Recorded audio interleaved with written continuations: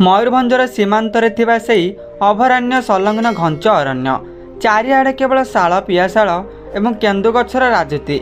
सूर्यंक किरण से गहलिया पत्र भेद करी भूमि को स्पर्श करने संघर्ष करे। से जंगलर अंतराल एक छोट कुड़ियारे रुहंती पूजा एवं तांको वृद्ध जेजेबापा। बाहर दुनिया सहित सेमानक संपर्क कहिले केवल सप्ताह को थरे पहाड़ सेपारी हाट को जिबा। किंतु गत किछि दिन हेबो स्थिति बदली जाइछि। जंगल रे बाघर आतंक जोगु केही बाहर को गोड़ काढ़ा को साहस करुनाहांती। कुड़िया भितर धूली धुआं परिवेश, माटी चुली रे निया जलुनी कारण हांडी रे चाउल मुठे भी नाही। पूजार पेट भोकरे लड़ुछि किंतु निज पाई नुहे बरम तार असुस्थ जेजेबापांक पाई से बेसी चिंतित अछि। जेजेबापा दुर्बल शरीर रे सेजरे पड़ी रहिछंती। से जानिछंती जे जदि आज किछि खाद्यर व्यवस्था न हुए तेबे काली सकाळ देखिबा सेमानक पाई कष्टकर होई पड़िबो। पूजा झरका बाटे बाहर को चाहिला। बाहर पवनर शब्द जमिति किछि अशुभ संकेत देउछि। से दृढ़ स्वर कहिला, जेजेबापा मु एही भोक आ सही पारुनी, मते जीवाको ही पड़िबो। बाहरु किछि खाइबाकू आनिबाकू हेबो। जेजेबापा खासी खासी उठिबाकू चेष्टा कले। ताका आखिरे एक अजଣା भय खेलीगला। से थर थर गलार कहिले, ना माँ ये अंचल भल नुहे, तू बाहर को जाना। से नरखाद बाघटी एबे पाखापाखि बोलुछि, तू गले मु एका बंची पारिबिनी। पूजा जेजेबापा पाखरे बसिला। तांका हाथ को निज हाथ धरी साहस दे कहला, ना जेजेबापा नहले आमे भोकर मरी जिबा। मते एई पदक्षेप नेबाक ही हेबो। मु जाने केउ बाटरे गले विपद कम। जेजेबापा मनरे पुराणा स्मृति ताजा होई उठुतला। से राति जेतेबेले जंगल रे आहाकार पड़िथिला। पूजा सेतेबेले बहुत छोट थिला। से कोहबारा कंठरे कहले, झियो तो परिवार सहित कौन होइतिला मन अछि कि?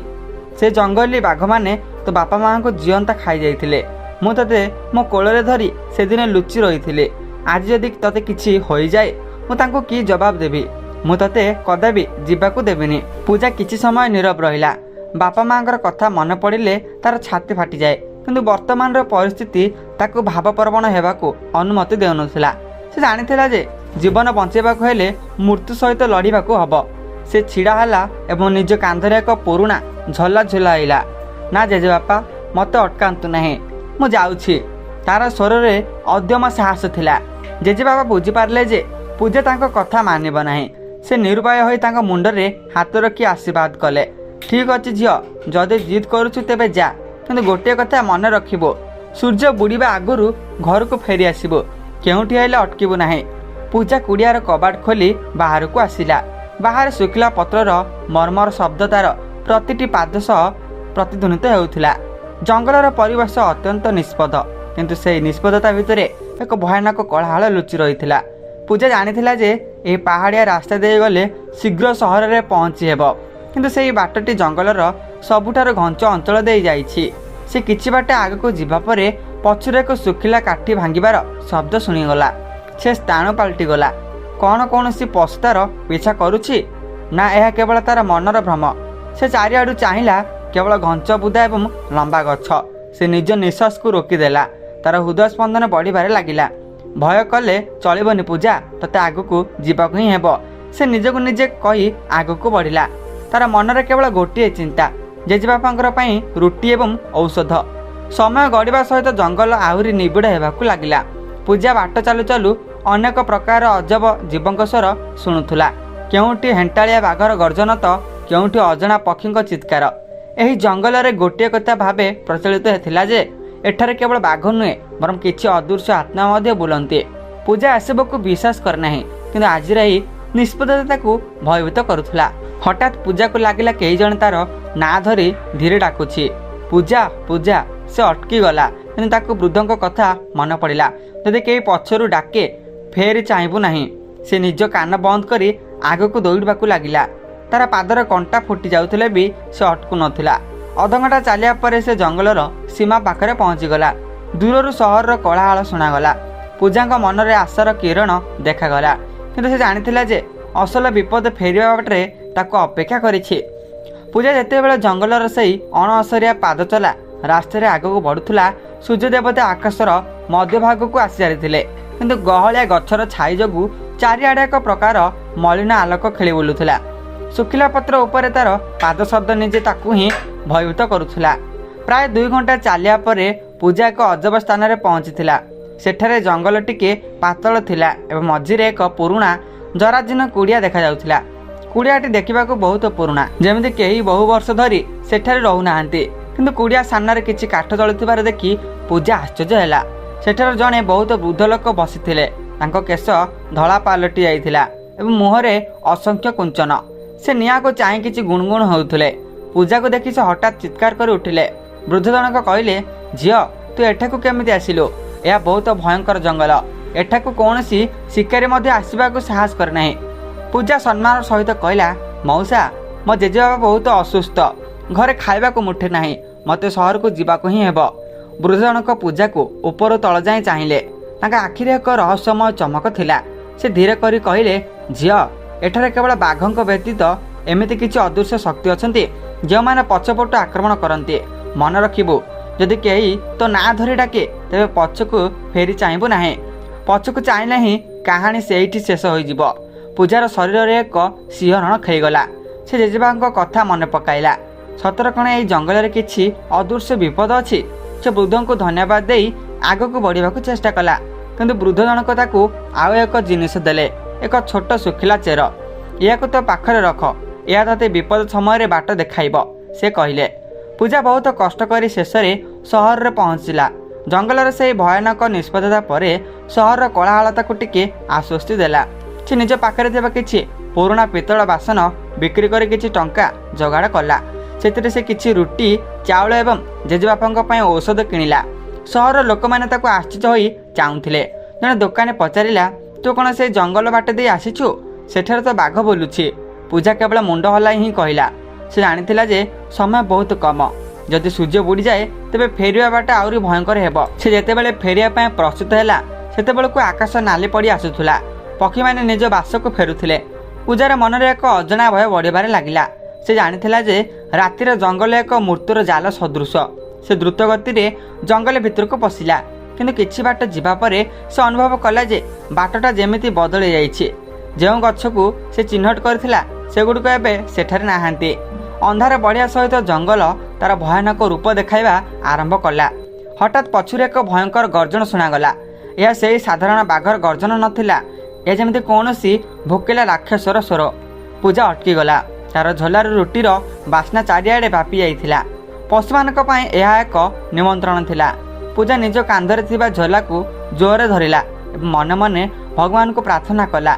तार मन पड़िला जेजेबापा से कथा, केउटी हेले अटकिबु नाही। किंतु सामने दुईटी जलुथुबा आखि ताकू चाहि रहिथिला। अंधार भितर से आखि दुईटी जेमिति अग्नि परि जलुथुला। कौन यह से नरखादक बाघ? जंगल रे अंधार एते घने आसुथुला जे निज हाथ मध्य देखा जाउनथुला। पूजा अनुभव करुथुला जे शह शह आखि अंधार भितरु ताको अपेक्षा करुछन्ते। तार हृदय स्पंदन एते जोर सुना जाउथुला जे ताको लागुथुला बोध हुए बाघ से शब्द शुणी ता पाखक चली आसिब। पूजा जो दुईटी जलुथुबा आखि देखिथिला सेगुड़िक धीरे धीरे ता आड़क बढ़िबाकू लागिले। बुदामूल एक भयंकर गरगर शब्द शुणागला। पूजा स्नाणु पालटि गला। से चाहिले भी दौड़ी पार नथुला, जेमिति किए ता पाद को माटी रे जाकी धरिछि। हठात एक विराट बाघ अंधार भितरु बाहरी आसिला। तार शरीर थिबा हलदिया और कला पट्टा गुड़िकर चंद्रर सामान्य आलोक चमकुथुला। बाघटी पूजा ठारू मात्र किछि फुट दूर रे छिड़ा होइथिला। तार निश्वास गरम पवन पूजा निज मुहरे अनुभव करुथुला।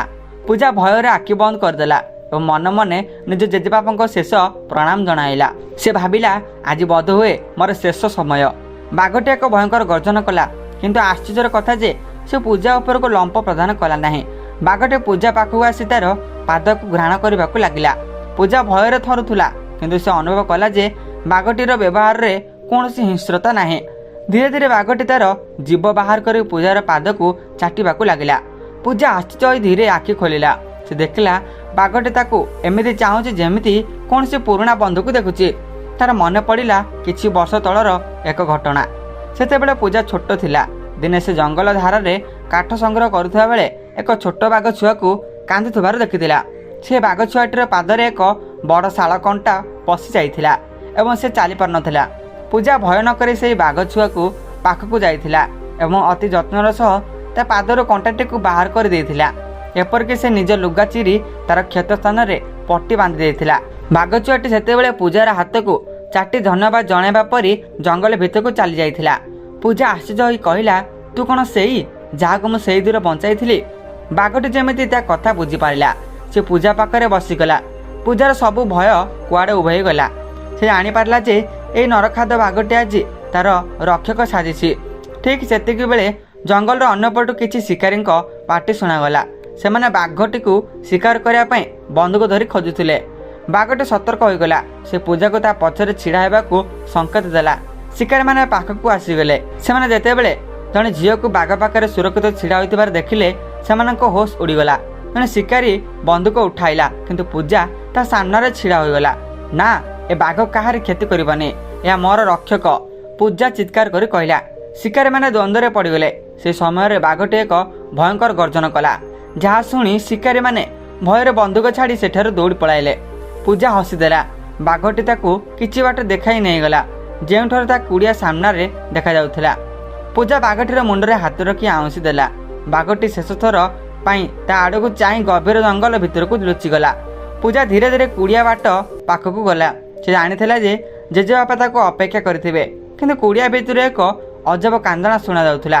କ'ଣ ଜେଜେବାପାଙ୍କୁ କିଛି ହୋଇଯାଇଛି? ପୂଜା ଯେତେବେଳେ କୁଡ଼ିଆର କବାଟ ପାଖରେ ପହଞ୍ଚିଲା, ତାର ହାତ ଭୟରେ ଥରୁଥିଲା। ଭିତରୁ ଶୁଣାଯାଉଥିବା ସେହି କାନ୍ଦଣା ଶବ୍ଦ ଖୁବ୍ କରୁଣା ଥିଲା। ସେ ଭାବୁଥିଲା, କାଳେ ବାଘ ଆକ୍ରମଣ ଭୟରେ ଜେଜେବାପାଙ୍କ ପ୍ରାଣବାୟୁ ଉଡ଼ିଯାଇନି ତ? ସେ ତରତର ହୋଇ କବାଟ ଖୋଲି ଭିତରକୁ ପଶିଗଲା। କୁଡ଼ିଆ ଭିତରେ ଦୀପଟି ମିଞ୍ଜି ମିଞ୍ଜି ହୋଇ ଜଳୁଥିଲା। ପୂଜା ଦେଖିଲା ଜେଜେବାପା ସୁରକ୍ଷିତ ଅଛନ୍ତି, କିନ୍ତୁ କୁଡ଼ିଆର କଣରେ ଜଣେ ମହିଳା ବସି କାନ୍ଦୁଛନ୍ତି। ତାଙ୍କ କୁର୍ତ୍ତା ରକ୍ତରେ ଜୁଡ଼ୁବୁଡ଼ ହୋଇଯାଇଥିଲା ଏବଂ ସେ ଜେଜେବାପାଙ୍କ ହାତକୁ ଧରି କିଛି ଅସ୍ପଷ୍ଟ ଭାଷାରେ କହୁଥିଲେ। ଜେଜେବାପା ପୂଜାକୁ ଦେଖି ଆଶ୍ଚର୍ଯ୍ୟର ନିଶ୍ୱାସ ମାରିଲେ। ମା ପୂଜା, ତୁ ଫେରି ଆସିଲୁ? ଭଗବାନଙ୍କ ଅଶେଷ କୃପା। ଦେଖ, এই ମହିଳା ଜଣକ ଜଙ୍ଗଲରେ ବାଟ ହୁଡ଼ି ଆସିଛନ୍ତି। ବୋଧହୁଏ ଏଇ ନରଖାଦ ବାଘ ତାଙ୍କ ଉପରେ ଆକ୍ରମଣ କରିଛନ୍ତି। ପୂଜା ଧାଇଁ ଯାଇ ସେ ମହିଳାଙ୍କ ପାଖରେ ବସିଲା। ତାଙ୍କ ପିଠିରେ ଗଭୀର ଆଘାତ ଲାଗିଥିଲା। ପୂଜା ତୁରନ୍ତ ସହରରୁ ଆଣିଥିବା ଔଷଧ ଏବଂ କିଛି ଚେରମୂଳ ବାଟି ତାଙ୍କ କ୍ଷତ ସ୍ଥାନରେ ଲଗାଇ ଦେଲେ। ମହିଳା ଜଣକ ଧୀରେ ଧୀରେ ଆଖି ଖୋଲିଲେ। ତାଙ୍କ ଆଖିରେ ଏକ ଅଜଣା ଆତଙ୍କ ଥିଲା। ମହିଳା ଜଣକ କହିଲେ, ମୁଁ ସହରରୁ ଏକ ଜରୁରୀ କାମରେ ଏ ବାଟ ଦେଇ ଯାଉଥିଲି। ହଠାତ୍ ଏକ ବିରାଟ ବାଘ ମୋ ଗାଡ଼ି ଉପରକୁ ଲମ୍ପ ଦେଲା। ମୋ ସାଙ୍ଗରେ ଥିବା ଲୋକମାନେ ଛତ୍ରଭଙ୍ଗ ଦେଲେ। ମୁଁ ଜୀବନ ବିକଳରେ ଦୌଡ଼ି ଦୌଡ଼ି ଏଠାରେ ପହଞ୍ଚିଗଲି, କିନ୍ତୁ ସେ ବାଘଟି ମୋତେ ମାରିଲାନି। ସେ ଯେମିତି କାହାକୁ ଅପେକ୍ଷା କରିଥିଲା। ପୂଜା ସବୁ ବୁଝିପାରିଲା। ସେ ଜାଣିଥିଲା ଯେ ଏ ସେଇ ବାଘ ଯାହାକୁ ସେ ବଞ୍ଚାଇଥିଲା। ବାଘଟି କେବଳ ପୂଜାର ପିଛା କରୁନଥିଲା, ବରଂ ସେ ଜଙ୍ଗଲରେ ବିପଦରେ ପଡ଼ିଥିବା ଲୋକଙ୍କୁ ପରପକ୍ଷର ସାହାଯ୍ୟ ମଧ୍ୟ କରୁଥିଲା। କିନ୍ତୁ ଜଙ୍ଗଲର ଅନ୍ୟ ବାଘମାନେ ଏତେ ଦୟାଳୁ ନଥିଲେ। ଜେଜେବାପା କହିଲେ, ପୂଜା, ତୁ ଯାହା କହୁଥିଲୁ ତାହା ସତ। ପଶୁମାନେ ଉପକାର ଭୁଲନ୍ତି ନାହିଁ, କିନ୍ତୁ ଏବେ ଏହି ମହିଳାଙ୍କୁ ସୁରକ୍ଷିତ ସହରରେ ପହଞ୍ଚାଇବାକୁ ହେବ। ଆଉ ମନେ ରଖ, ଆଜି ସେହି ରହସ୍ୟମୟ ବୃଦ୍ଧ ଯେଉଁ ଚେତାବନୀ ଦେଇଥିଲେ, ତା ବୋଧହୁଏ ଆଜି ରାତି ପାଇଁ ଉଦ୍ଦେଶ୍ୟ ଥିଲା। ପୂଜା ସହରରୁ ଆଣିଥିବା ରୁଟିକୁ ଛିଣ୍ଡାଇ ଜେଜେବାପା ଏବଂ ସେ ମହିଳାଙ୍କୁ ଖାଇବାକୁ ଦେଲା। ବହୁଦିନ ପରେ ସେମାନଙ୍କ ପେଟକୁ ମୁଠେ ଦାନା ଗଲା, କିନ୍ତୁ ଶାନ୍ତି ବେଶୀ ସମୟ ରହିଲାନି। କୁଡ଼ିଆ ବାହାରେ ପୁଣି ଥରେ ଶୁଖିଲା ପତ୍ରର ମର୍ମର ଶବ୍ଦ ଶୁଣାଗଲା। ଏଥର ଗୋଟିଏ ନୁହେଁ, ବରଂ ଅନେକ ଗୁଡ଼ିଏ ପାଦର ଶବ୍ଦ। ପୂଜା ଝରକା ଦେଇ ଦେଖିଲା ଯେ କୁଡ଼ିଆକୁ ଚାରିପଟୁ ଘେରି ରହିଛନ୍ତି କିଛି ଅସାମାଜିକ ଲୋକ। ସେମାନେ ସେହି ଶିକାରୀ ଥିଲେ, ଯେଉଁମାନେ ପୂର୍ବରୁ ପୂଜାକୁ ଜଙ୍ଗଲରେ ଦେଖିଥିଲେ। ସେମାନଙ୍କ ହାତରେ ମଶାଲ ଏବଂ ମାରଣାସ୍ତ୍ର ଥିଲା। ବାହାରକୁ ଆସ, ସେ ଝିଅକୁ ନେଇ। ସେ ବାଘର ରହସ୍ୟ ଜାଣିଛି। ଆମକୁ ସେହି ବାଘ ଦରକାର। ତାର ଛାଲ ଆମକୁ ଲକ୍ଷ ଲକ୍ଷ ଟଙ୍କା ଦେବ, ଜଣେ ଶିକାରୀ ଚିତ୍କାର କଲା। ପୂଜା ଜାଣିଥିଲା ଯେ ବାହାରକୁ ଗଲେ ତାର ଜୀବନ ବିପଦରେ, କିନ୍ତୁ ଜେଜେବାପା ଏବଂ ସେହି ଅସହାୟ ମହିଳାଙ୍କୁ ବଞ୍ଚାଇବା ପାଇଁ ତାକୁ କିଛି କରିବାକୁ ହେବ। ସେ ମନେ ପକାଇଲା ସେ ରହସ୍ୟମୟ ବୃଦ୍ଧ ଦେଇଥିବା ଶୁଖିଲା ଚେର କଥା। ସେ ଧୀରେ କରି ତାର ଝୋଲାରୁ ସେହି ଚେରଟି ବାହାର କଲା। ବୃଦ୍ଧ କହିଥିଲେ, ଏହା ବିପଦ ସମୟରେ ବାଟ ଦେଖାଇବ। ପୂଜା ସେହି ଚେରଟିକୁ ହାତରେ ଧରି ପ୍ରାର୍ଥନା କଲା। ହଠାତ୍ ସେହି ଚେରଟି ଏକ ଅଜବ ସୁଗନ୍ଧ ବାହାରିବାକୁ ଲାଗିଲା। ସେ ବାସ୍ନା ଧୀରେ ଧୀରେ କୁଡ଼ିଆ ବାହାରକୁ ବ୍ୟାପିଗଲା। ବାହାରେ ଥିବା ଶିକାରୀମାନେ ହଠାତ୍ ବିଚଳିତ ହେବାକୁ ଲାଗିଲେ। ସେମାନଙ୍କୁ ଲାଗିଲା ଯେମିତି ହଜାର ହଜାର ବାଘ ସେମାନଙ୍କୁ ଘେରି ରହିଛନ୍ତି। ସେମାନଙ୍କୁ ଶୁଭୁଥିବା ଗର୍ଜନ ଏତେ ଭୟଙ୍କର ଥିଲା ଯେ ସେମାନେ ନିଜ ନିଜ ମଶାଲ ଛାଡ଼ି ଦୌଡ଼ିବାକୁ ଲାଗିଲେ। ପୂଜା ଆଶ୍ଚର୍ଯ୍ୟ ହୋଇ ଦେଖୁଥିଲା। ଏହା କ'ଣ କୌଣସି ଯାଦୁ ଥିଲା, ନା କେବଳ ସେହି ବୃଦ୍ଧଙ୍କ ଦ୍ୱାରା ଦିଆଯାଇଥିବା ଏକ ପ୍ରାକୃତିକ ଔଷଧ ପ୍ରଭାବ? କିନ୍ତୁ ଖୁସି ହେବାର ସମୟ ଏପର୍ଯ୍ୟନ୍ତ ଆସିନଥିଲା। କୁଡ଼ିଆର ଛାତ ଉପରେ ଏକ ଭୟଙ୍କର ଧପାସ ଶବ୍ଦ ଶୁଣାଗଲା। କେହି ଜଣେ କୁଡ଼ିଆ ଉପରକୁ ଡେଇଁଛି। ପୂଜା ଉପରକୁ ଚାହିଁଲା। କୁଡ଼ିଆର ଛପର ଧୀରେ ଧୀରେ ଭାଙ୍ଗିବାକୁ ଲାଗିଲା। ପୂଜା ନିଜ ଜେଜେବାପା ଏବଂ ସେ ଆହତ ମହିଳାଙ୍କୁ ନେଇ କୋଣକୁ ଘୁଞ୍ଚିଗଲେ। ଛାତ ଉପରୁ ଯିଏ ଡେଇଁଥିଲା ସେ କୌଣସି ପଶୁ ନଥିଲା, ବରଂ ସେ ଶିକାରୀ ଦଳର ସର୍ଦ୍ଦାର ଥିଲା। ସେ ବହୁତ ଚତୁର ଏବଂ ନିର୍ଦ୍ଦୟ। ତା ହାତରେ ଏକ ଧାରୁଆ ଛୁରୀ ଚମକୁଥିଲା। ସେ ଶିକାରୀ ଜଣକ ହସି ହସି କହିଲା, ମୋତେ ତୋର ସେଇ ଯାଦୁ କାମ ଦେବେନି ଝିଅ। ମୁଁ ଜାଣେ ଏ ଜଙ୍ଗଲର ରହସ୍ୟ। ସେ ବାଘ ଆଜି ମୋ ହାତରୁ ବଞ୍ଚିପାରିବନି, କିନ୍ତୁ ତା ପୂର୍ବରୁ ତୋତେ ମୋ ରାସ୍ତାରୁ ହଟେଇବାକୁ ପଡ଼ିବ, କାରଣ ତୁ ହିଁ ତାକୁ ବଞ୍ଚାଉଛୁ। ଜେଜେବାପା ଚିତ୍କାର କରି କହିଲେ, ମୋ ନାତୁଣୀକୁ ଛାଡ଼ି ଦିଅ, ସେ ନିଷ୍ପାପ। କିନ୍ତୁ ଶିକାରୀ ଜଣକ ଜେଜେବାପାକୁ ଧକ୍କା ଦେଇ ତଳେ ପକାଇଦେଲେ। ପୂଜାର ଆଖିରେ ନିଆଁ ଜଳି ଉଠୁଥିଲା। ସେ ଆଉ ସେଇ ଡରୁଆ ଝିଅ ହୋଇ ରହିନଥିଲା। ସେ କୁଡ଼ିଆରେ ଥିବା ଏକ ଜଳନ୍ତା କାଠକୁ ଉଠାଇ ଶିକାରୀ ଆଡ଼କୁ ଦେଖାଇଲା। ପାଖକୁ ଆସିଲେ ନିଆଁରେ ପୋଡ଼ିଦେବି, ପୂଜା ଗର୍ଜନ କରି କହିଲା। ଠିକ୍ ସେହି ସମୟରେ ବାହାରୁ ଏକ ଭୟଙ୍କର ଗର୍ଜନ ଶୁଣାଗଲା। ଏଥର କିନ୍ତୁ ଏହା କୌଣସି ଶିକାରୀର ମନର ଭ୍ରମ ନଥିଲା।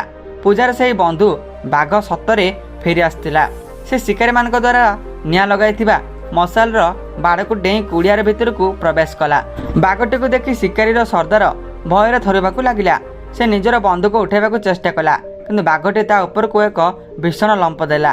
ଶିକାରୀ ଜଣକ ନିଜକୁ ବଞ୍ଚାଇବାକୁ ଚେଷ୍ଟା କରୁଥିବା ବେଳେ ବାହାରେ ଥିବା ଅନ୍ୟ ଶିକାରୀମାନେ ବାଘଟିକୁ ଲକ୍ଷ୍ୟ କରି ଗୁଳି ଚଳାଇବାକୁ ଆରମ୍ଭ କଲେ।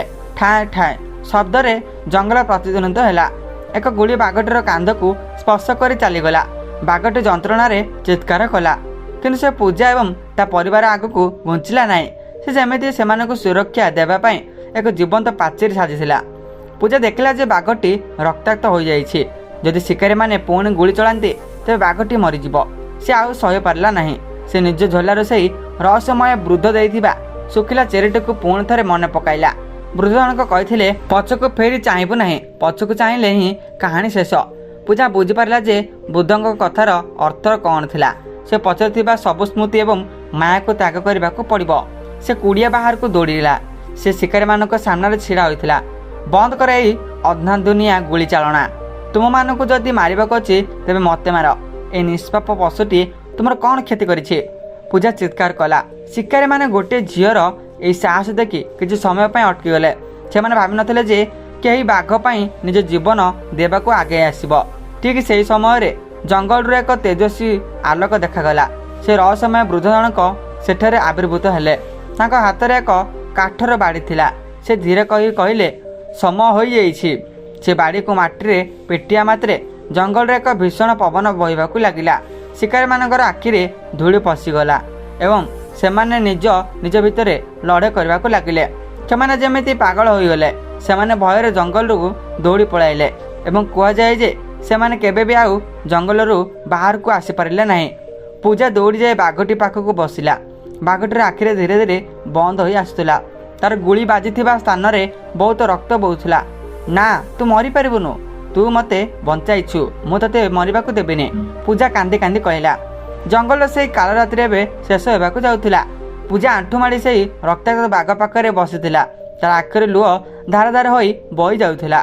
ବାଘଟିର ଶ୍ୱାସକ୍ରିୟା ଧୀରେ ଧୀରେ ମନ୍ଥର ହୋଇ ଆସୁଥିଲା। ଜେଜେବାପା ଏବଂ ସେ ଆହତ ମହିଳା କୁଡ଼ିଆରୁ ଭିତରୁ ବାହାରକୁ ଆସି ଏହି ଦୃଶ୍ୟ ଦେଖି ସ୍ତବ୍ଧ ହୋଇଗଲେ। ଠିକ୍ ସେତିକିବେଳେ ସେ ରହସ୍ୟମୟ ବୃଦ୍ଧା ପୂଜା ପାଖକୁ ଆସିଲେ। ତାଙ୍କ ମୁହଁରେ ଏକ ଶାନ୍ତ ହସ ଥିଲା। ସେ କହିଲେ, କାନ୍ଦନା ଝିଅ, ଦୟା ଏବଂ କୃତଜ୍ଞତା କେବେ ବି ମୃତ୍ୟୁବରଣ କରେ ନାହିଁ। ତୁ ଏହି ପଶୁର କଣ୍ଟା ବାହାର କରି ତାକୁ ନୂଆ ଜୀବନ ଦେଇଥିଲୁ। ଆଜି ସେ ତୋତେ ଆଉ ତୋ ପରିବାରକୁ ବଞ୍ଚାଇବା ପାଇଁ ନିଜ ଜୀବନ ବାଜି ଲଗାଇ ଦେଇଛି। ବୃଦ୍ଧ ଜଣକ ନିଜ ଝୋଲାରୁ କିଛି ରହସ୍ୟମୟ ପତ୍ର ବାହାର କଲେ ଏବଂ ତାକୁ ନିଜ ହାତରେ ମନ୍ଥି ବାଘଟିର କ୍ଷତ ସ୍ଥାନରେ ଲଗାଇ ଦେଲେ। ସେ କିଛି ମନ୍ତ୍ର ଗୁଣଗୁଣ କଲେ। ଚମତ୍କାର ଭାବେ ବାଘଟିର ଶରୀରରୁ ରକ୍ତ ବୋହିବା ବନ୍ଦ ହୋଇଗଲା ଏବଂ ଗୁଳି ବାଜିଥିବା ସ୍ଥାନରେ ନୂଆ ଚର୍ମ ଆସିବାକୁ ଲାଗିଲା। ବାଘଟି ଧୀରେ ଧୀରେ ଆଖି ଖୋଲିଲା। ସେ ପୂଜାକୁ ଚାହିଁଲା ଏବଂ ତାର ହାତକୁ ଅତି ଶ୍ରଦ୍ଧାରେ ଚାଟିଲା। ପୂଜା ତାକୁ କୁଣ୍ଡାଇ ପକାଇଲା। ଏହା କେବଳ ଏକ ପଶୁ ଓ ମଣିଷର ସମ୍ପର୍କ ନଥିଲା, ଏହା ଥିଲା ଦୁଇଟି ଆତ୍ମାର ମିଳନ। ରାତିର ଅନ୍ଧାର ଚିରି ପୂର୍ବ ଆକାଶରେ ସୂର୍ଯ୍ୟଦେବ ପ୍ରକଟ ହେଲେ। ସକାଳର ସୁନେଲି କିରଣ ଜଙ୍ଗଲରେ ଗଛପତ୍ରକୁ ଆଲୋକିତ କରିଦେଲା। ବୃଦ୍ଧ ଜଣକ କହିଲେ, ଆଜିଠାରୁ ଏହି ଜଙ୍ଗଲରେ ବାଘ କେବେ କାହାର ଶିକାର କରିବେନି, ବରଂ ଏହି ଅଞ୍ଚଳର ରକ୍ଷକ ହୋଇ ରହିବ। ଆଉ ତୁ ପୂଜା, ତୋର ଏହି ସାହସ ସବୁଦିନ ପାଇଁ ଉଦାହରଣ ହୋଇ ରହିବ। ବୃଦ୍ଧ ଜଣକ ଧୀରେ ଧୀରେ ଜଙ୍ଗଲର ଅନ୍ଧକାର ମଧ୍ୟରେ ଅଦୃଶ୍ୟ ହୋଇଗଲେ। ପୂଜା ଜାଣିପାରିଲା ଯେ ସେ କୌଣସି ସାଧାରଣ ମଣିଷ ନଥିଲେ, ବରଂ ଜଙ୍ଗଲର ରକ୍ଷକ ଦେବତା ଥିଲେ। ସେ ଆହତ ମହିଳା ଜଣକ ଯିଏକି ସହରର ଜଣେ ବଡ଼ ଅଫିସର ଥିଲେ। ସେ ପୂଜାକୁ କହିଲେ, ଝିଅ ତୁ ମୋ ଜୀବନ ବଞ୍ଚାଇଛୁ। ମୁଁ ତୋ ପାଇଁ ଏବଂ ତୋ ଗାଁ ପାଇଁ ସବୁ ପ୍ରକାର ସାହାଯ୍ୟ କରିବି। ଏ ଜଙ୍ଗଲ ଏବେ ସୁରକ୍ଷିତ ରହିବ ଏବଂ ଶିକାରୀମାନଙ୍କ କଠୋର ଦଣ୍ଡ ମିଳିବ। ପୂଜା ଏବଂ ଜେଜେବାବାଙ୍କ ଜୀବନ ବଦଳିଗଲା। ସରକାରଙ୍କ ତରଫରୁ ସେମାନଙ୍କୁ ଏକ ସୁନ୍ଦର ଘର ଏବଂ ଚିକିତ୍ସା ସୁବିଧା ଯୋଗାଇ ଦିଆଗଲା। କିନ୍ତୁ ପୂଜା କେବେ ବି ସେହି ଜଙ୍ଗଲକୁ ଛାଡ଼ିଗଲା ନାହିଁ। ପ୍ରତିଦିନ ସନ୍ଧ୍ୟାରେ ସେ ଜଙ୍ଗଲକୁ ଧାରକୁ ଯାଏ ଏବଂ ସେ ବାଘ ସହିତ କିଛି ସମୟ ବିତାଏ। ଲୋକମାନେ ଆଶ୍ଚର୍ଯ୍ୟ ହୋଇ ଦେଖନ୍ତି ଯେ ଯେଉଁ ବାଘକୁ ଦେଖିଲେ ଦୁନିଆ ଥରେ, ସେ ବାଘ ପୂଜା ପାଖରେ ଗୃହପାଳିତ ବିଲେଇ ପରି ଶୋଇଥାଏ। ଜେଜେବାପା ସବୁବେଳେ ଗୋଟିଏ କଥା କହନ୍ତି, ପଶୁ ହେଉ କିମ୍ବା ମଣିଷ, କାହାର ଉପକାର କଲେ ତା ବୃଥା ଯାଏ ନାହିଁ। ସାହସ ଓ ଦୟା ସବୁଠାରୁ ବଡ଼ ଶକ୍ତି। ପୂଜାର ସେହି ଛୋଟ ଉପକାର ଆଜି ତାର ସମଗ୍ର ପରିବାର ଜୀବନ ରକ୍ଷା କଲା। କୃତଜ୍ଞତା ହେଉଛି ଏମିତି ଏକ ଭାଷା ଯାହାକୁ କେବଳ ହୃଦୟ ବୁଝିପାରେ, ଭାଷା ନୁହେଁ।